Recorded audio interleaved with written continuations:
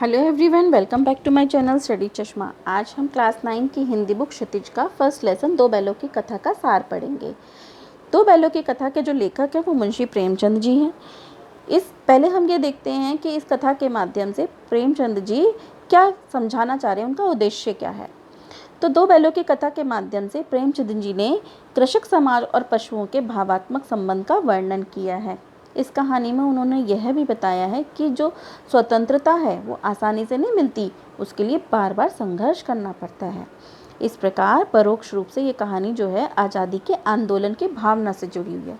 साथ ही इस कहानी में प्रेमचंद जी ने पंचतंत्र और हितोपदेश की कथा परंपरा और उपयोग का विकास किया है। तो चलिए शुरू करते हैं। झूरी के पास दो बैल थे, हीरा और मोती। दोनों डील डॉल में ऊंचे, देखने में सुंदर और काम में चौकस थे। साथ साथ रहते रहते दोनों में भाईचारा हो गया। वो बिना कुछ कहे एक दूसरे की बात को समझ लेते थे। झूरी उनका बहुत ध्यान रखता था और वो भी झूरी को बहुत चाहते थे। एक बार झूरी ने कुछ दिनों के लिए दोनों को अपनी ससुराल भेजा। तो जो झूरी की पत्नी का भाई गया था वो उन्हें लेने आया। रास्ते में दोनों ने गया को बहुत तंग किया। उन्हें हैरानी हो रही थी कि झूरी ने उन्हें बेचा क्यों है।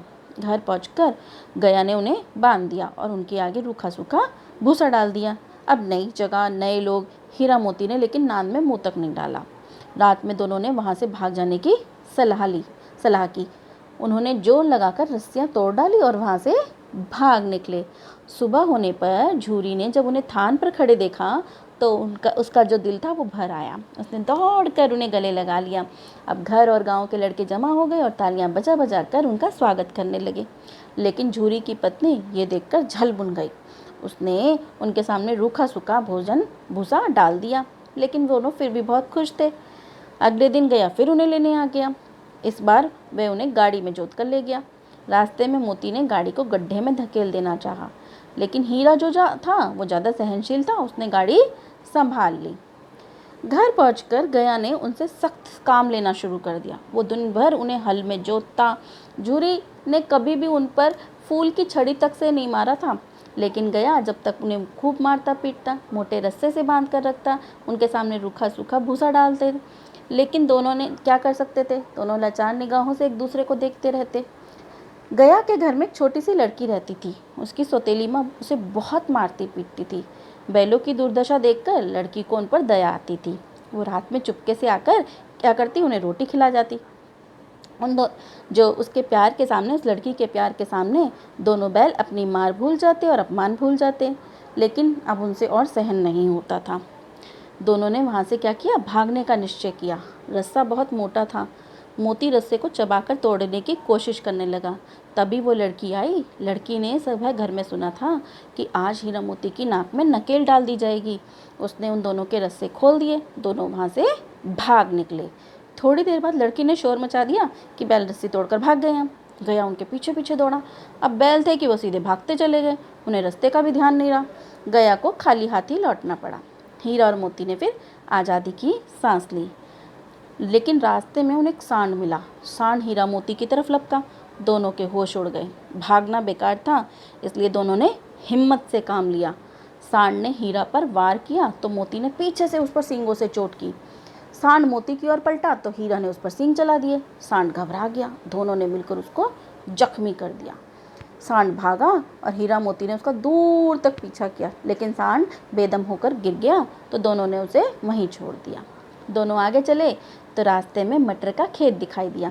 भूखे तो दोनों थे ही। हरी हरी मटर देखकर उनको भी जो भूख थी वो और बढ़ गई।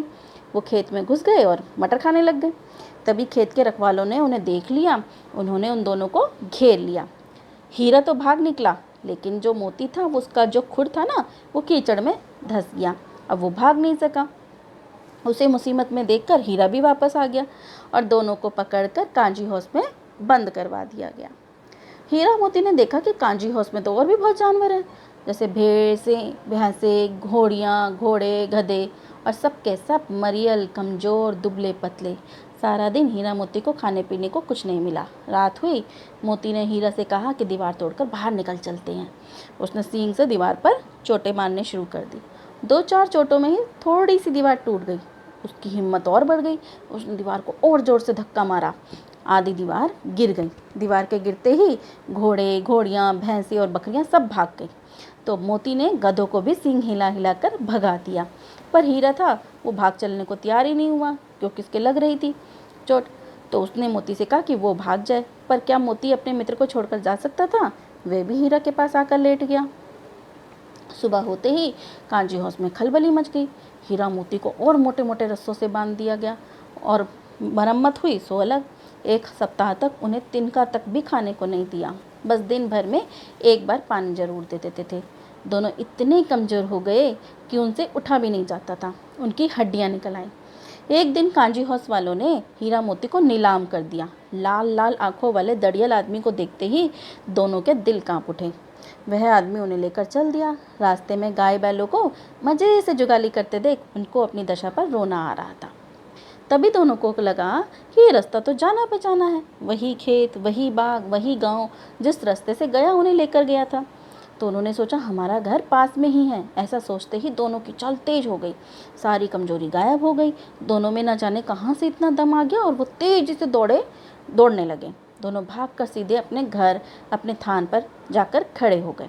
झूरी दरवाजे पे ही धूप खा रहा था। बैलों को देखा तो उसकी खुशी से वो दौड़ पड़ा और वो उनसे लिपट गया। तभी दाढ़ी वाला हाफता हाफता पहुंचा और बैलों की रस्सी पकड़कर बोला कि बैल मेरे हैं। मोती ने आव देखा न ताव झट से दड़ियल पर सींग चला दिए और दड़ियल जान बचाकर वहां से भाग गया।